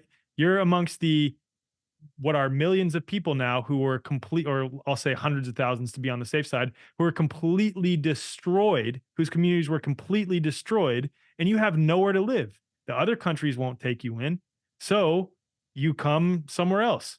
Like, can you blame them for hating the US government? Can you Man, blame them for, and then they make us believe that we are the US government. We're not them. They don't hate us. They hate the US government. that has been out of control and has not streamlined the lawful immigration process and is a slave to the military industrial complex. Right. And me explaining that is more of a love for my friends that may be in the military, that if more people are aware of this, maybe my friends don't get sent somewhere else and then they're blown the fuck up. Right. Right. The nuance and the context is what's missing in explaining it. But again, Right. the people that are saying it, when you get somebody like Shapiro saying they're America first, but then like, yeah, go destroy such and such, never mind. Go destroy Gaza. Go blanket destroy. Like, it's crazy as shit. Never mind the fact that supposedly the IDF is supposed to be, and the Israeli intelligence is supposed to be super duper sharp. So you guys missed the memo that there were going to be terrorists hang gliding through On motorized hang gliders with the best perimeter defense in the world. Come on, bro. Like the Iron Dome didn't tell y'all none of that. Like these are the things that when you start to look at that in nuance, when you have someone say, official say, hit Iran now. You are not a fucking fighter. You are not going to be in that platoon, in that unit. You don't got shit to do with that. You're about to attempt to send my fucking friends. Right. And explaining that and saying, no, I'm not supportive of that. Then, you want our military to be weak. No, I want our military to be strong, and they should be focusing on shit and our infrastructure in America. Right. I want law enforcement. On they should be focused on defense of America, if anything at all. That's it. And getting some diplomatic relation guys that can say, hey, though that was old management. How can we make amends? And first, can we get the fuck out of your town? Right. Can we get out of here? These are the things that I challenge all of the listeners and viewers to challenge some of these. Actually, don't even challenge the goofballs, because they're not going to cop to what they're doing. Just get behind people that are actually pushing all of the things that solve these issues. We have a complete center talking about BGM. We teach people about firearm safety, stop the bleed. All of this is based on voluntary donations.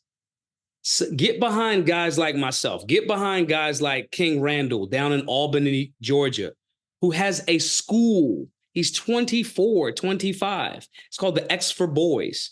Get behind Angela Stanton King, who has an entire center called Auntie Angie's House, where instead of getting an abortion, we'll help you through the pregnancy, help you with housing if you need it, if you want to adopt and give the baby up later, but here's another option.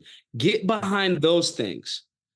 Instead of promoting, we got to promote what we love instead of banishing and yelling about what we hate. Right. And that's kind of like the thing. And that's where education and information comes in. And then the general public is like, I like this better than that. When we say, listen, bro, thank you for your service. However, what was this like over there? And when you see so many combat vets come back and be like, become libertarian, they're like, this was all cat. It was not real. It was cat. They were lying. A friend of mine is Nicholas Irving. He's the Reaper. He's had more confirmed sniper kills than any person. 33 of them counted. And that's like the confirmed ones. And he's just like, bro, it's so much bullshit. And I'm not, I don't ask him too much in relation to, I don't know what his fucking clearances are now. I'd never go into that world, right? But what I do know is he's a freedom dude now. And he's like, nah, train, learn, get all of it, know all of the stuff. But some of this shit is cap. And I just want to make sure that we're informing the people that there's a better way. Just, you can get basic firearm training. You can get high level training. You can do all of these things and to strengthen and defend your family and your community. Because politics, local politics, that's a part of the politic. You know, politics is how the world's resources move. Civics is the understanding of how that process goes. If you're civically sound and you're involved locally, you are the person that actually can defend and support and strengthen your community. That's what we have to get behind. And then you'll have a groundswell. It's Fight Club. You'll have club. It's Vietnam. Just cells all over the place of people gathering towards the same understanding. Then the public servants that come out of that are like, I'm not doing that, because they've already been steeped in the information. Then you'll start to see some change. The pyramid is the strongest geometrical shape because its base is solid. Its base is solid. It ain't a top-down approach. It's a strong, solid foundation that elevates up. And as we get stronger and go up, we get to that finer, more refined, enlightened type of thing. And that's what we should all struggle for and sculpt around. And it's 1000% attainable. It's 1000. Do not fall victim to the so-called black pill, the fucking right. It's hopeless. No, it's not, bro. If it was hopeless and it was done, they would not be spending so much time, energy, and investment on making you think that it's done. And that's precisely why I say the government is like the little fat man behind the curtain, because all it takes is for each of us to recognize our own power and then live accordingly. Like, that's it. Like, the solution lies with us. Yep. It does. It lies within each of us. And that's why I so appreciate your message being a solutionary, right? Yeah. But let's talk about Black Guns Matter now. Yeah. What went into the development of Black Guns Matter? And I want to preface this by asking, as you were learning about these historical figures and learning about liberty, did that naturally inform your just perspective to be libertarian because it just made sense in the historical context? I wasn't practicing politics. I was in that whole, like, I'm a Democrat. I went from Democrat to Republican to Libertarian. Right. Like, I went from Christian to Islam to Buddhism. Mm-hmm. It's you just, and all of those faiths and political systems have a similar thread, you know. They're not really opposing views. The people that use them say that they're opposing because they're selling shit, right? But in the beginning, it wasn't that. It was just me, like, these dudes were like heroes. You know what I mean? Like the Greek, like, again, the Zeuses, Leonidases, and all those different types of dudes. But it wasn't, I was being inculcated in liberty and freedom before I knew what libertarianism was. Right. Yeah. And ironically, it actually was just liberty. It was libertarians, because classic liberals were liberty-based dudes. So, it just went that way. And it just, the connecting of the dots were easier once I was, like, oh, okay. All right, now this becomes full circle. And then when you steep yourself in that information and you've had this seemingly lifelong, or however long you study, process of making sure that everyone is dope and everyone is on the team is good, and you question certain things that would not make the team good. Now you're getting better at it, and the conversations become boring. Now it's time for you to teach other people, because it's just like breathing to you. I can tie any example into a liberty example and why it's important here and that and that. So in the beginning, that's life. That's real life, though. Like, libertarian values are real life. That's how it works from person to person. Yep. Like, we all know that inherently. That's how it started to morph into that. But now I'm just able to teach it. I'm able to teach it because the books are there. The information is there. I got every Ron Paul book. I got this, I got that, I got these points of reference. And that's really the key. That's really the key. So that's how kind of like that transition happened for me. And then it went into the ultimate way to defend all of these values is the ability to defend them with firearms. Right. So we kind of reverse engineered it by putting BGM first because guns, is the teeth. And then it goes back into that deeper conversation around liberty, the why. Yeah, you have the right to keep and bear arms, but why is this important? And so that's how we were able to morph all of that Black Guns Matter thing into the solutionary lifestyle. Because it's like, all right, cool. You go to the gym. Why? Because I want to be healthy. Why? Because the equity that I've developed in my life needs to be protected if it needs to be protected. Okay, cool. What are other forms of protection? The ability to keep and bear arms. All right, cool. Now it becomes full circle. And then, A lot of spiritual people, and there's a lot of spiritually inclined people that listen to this show would say we don't need guns, and I wholly disagree with that. But I'd love to hear your thoughts on that. um, yes, you do. Now, um, most times walking around, you will not. But if we go on based on that, most times when you drive your car, you don't need a spare. But the one time that you do need it and don't have it in the winter, bet you wish you had one the fuck then. Yep. So, do I think that the human condition can evolve where no one has a weapon? Absolutely. Do I think that we're there now? Absolutely not. You So, know, I brought up to one of my friends who I said the same sentiments that you and I are sharing here on if we all just understood our own power, the government would be rendered to the man behind the curtain in the Wizard of Oz. That's what it would be.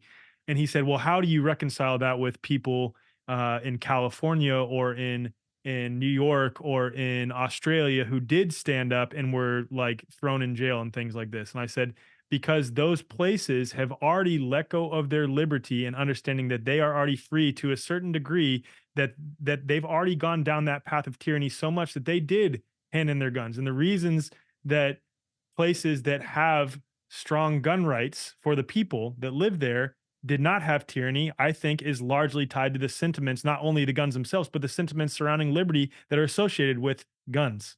right. It becomes, no, I can't rape that community, that person, that whatever. They got guns. I'm not even trying that. Right. Shit, sheriffs and deputies will tell you that in Texas or Florida. I wouldn't do that shit. You can. It might not end good for you. This Right. this is the part where it becomes, it's not that I want to have or need a gun in that sense. It's, I don't need a chainsaw until I'm trying to chop down a tree for warmth or building homes or cutting lumber or just clearing a field. I don't need it. It's a tool. It's not called the Bill of Needs. It's called the Bill of Rights. And I have a human right to defend myself with the most productive form of arms possible. And still going, I choose peace all the time when I'm walking around with a gun. Somebody step on my foot. Oh, I'm so sorry. Excuse me. Me. This notion that, like, the people that say that are spiritual. All right, what did Jesus say about being armed? Main man was like, you ain't got a what? You don't got a sword. You better sell your cloak and get one. That's, to me, that's an AR-15. I'm not tripping. And so just getting people to understand that, from, it's not a, we need, like, we desire for conflict. No, we just want to have the means to defend ourselves from, even before we get to this big government conversation, just a crazy person that is trying to rape your daughter. So the people that say that, if your daughter is walking to class late at night or from class, do you want her to have the means to defend herself from a potential rapist? And if your answer is no, I don't know what type of father you are. Yeah. So search your own soul for that one. Right. You know, and what are your thoughts on just mass shootings in general? Because I have my own thoughts on what is actually the true cause of mass, or causes, I would say, of mass shootings. But um, also, let me frame it like this: do you think that those are used in a way to try to Yes. condition people to get? Yeah. Okay. Yes. Yeah. Rahm Emanuel, never let a good crisis go to waste. Right. And the places that don't look, again, we sell in fear. We don't tell people that the vast majority, first, don't tell them that less than 1% of shootings are so-called mass shootings. Don't tell them that they changed the definition of mass shootings. Don't tell them that 90% of the places where the mass shootings are gun-free zones. It's too much layered context that's just missing. Education will save us. Information will save us. And applied information is the king or the queen. And so, yeah, they're 100% doing it. And it just doesn't work. And that's why, again, it's very difficult. And I'm open to it. Any leftist or whatever propaganda machines that want to have me on for a robust and respectful conversation, I can, if your goal is to inform people, because that's my goal. If that's the case, we can have a dialogue about these things. But you can't say 90%, you can't say 30,000 deaths, 60% of them are suicides, and don't tell people that. That's not fair. That's intellectually inconsistent and morally bankrupt. So you don't tell them that over 60% of those are suicides. You don't tell them that the remainder of that is like drug-related beef.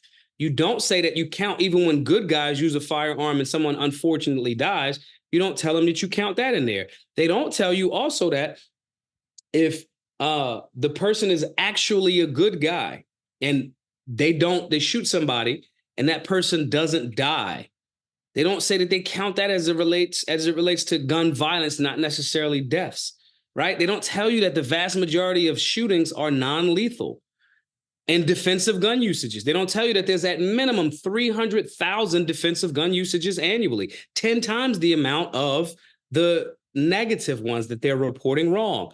There's too much information, nuance, and context that's missing. So when we inform the people of these things, people will make different decisions and go, so I got a 90% chance of being shot in a gun-free zone if the bad guy happens to come here. The areas where there's less gun-free zones, I have less of a chance of being shot. And even the mass shootings are less than 1%. You change your whole viewpoint. It's a different praxis. And that's what our job is. Our job as educators and spiritual beings is to just translate and I don't care what it is. It's just to translate the information and the nuance, the middle path. You're too extreme this way. You're too extreme this way. You pull the fucking cord on the lute too tight, bing, it pops. And you don't get no beautiful music. You don't tighten up that string on the lute tight enough, it doesn't even make a sound. But if you balance it just right, you can make some beautiful, beautiful music for the rest of your life. The middle path, that's our job. So what is Black Guns Matter doing today? Getting ready to launch for the rest of spring and the rest of 2024. We back on the road. We need everybody, and I want to end it here. Guys, and I mean that in a way of love and empathy. We went over a lot, and there's a value add that I hope that everyone got, right? Our classes are free because of voluntary donations. And in an election year, they are 1,000%. They have a $13 billion gun violence prevention board under this administration. $13 billion with a B dollars earmarked for hiring anti-gun running and hiring and making them win anti-gun politicians in localized spots, decentralized all over the country. So for 2024, we need everybody's help, guys. We are $230 some odd thousand away from the remainder of that. We'll buy the building that I'm in right now, as well as pay for all of our courses. In-person learning around the country is our 100% the bag that we in. And we do that, and these classes are free to all because of voluntary donations. So, guys, if there was any value add, and you kind of crazy if you didn't get a value add from this conversation that what we've shared today, support the work. That's what we have to do. The propaganda, they got way more resources than us as it relates to money. They got 13 billion earmarked. They're hiring anti-gun politicians in major cities all across America with that 13 billion. We need support to make sure that we're countering that unconstitutional, non-human rights, unethical approach. And so that's what we're going to do for the rest of the year as it gets a little bit warmer, in a month or so. and just help out, guys. Just we could absolutely use everybody's support. Please go over to givesendgo.com/solutionary. Man, We'll throw that in the show notes too. yeah, we got a lot of work to do, and but we up to the task. Yeah. I appreciate all the work you're doing, Maj. It's so refreshing and so important, man. And I'm happy to help advocate for all you're doing in any way that I can, man. Thank you so much, my brother.